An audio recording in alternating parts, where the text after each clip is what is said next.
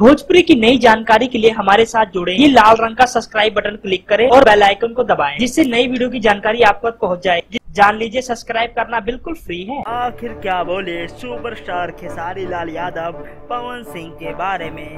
दोस्तों आपको बता दें, सुपरस्टार खेसारी लाल यादव और पवन सिंह इन दिनों एक गाने और कॉल रिकॉर्डिंग के कारण आपस में लड़ गए हैं और इन बात पे बहुत ज्यादा चर्चा की जा रही है। दोस्तों आपको बता दें, इस बीच कुछ कहा है खेसारी लाल यादव ने पवन सिंह के बारे में। दोस्तों आपको बता दें, सुपरस्टार खेसारी लाल यादव हाल ही में यानी कि 2 से 3 दिन पहले अपने ऑफिशियल फेसबुक पेज से लाइव होके अपने फैंस के साथ बात की। उन्होंने बताया, पवन को मैं अपना बहुत बड़ा गार्जियन मानता हूँ।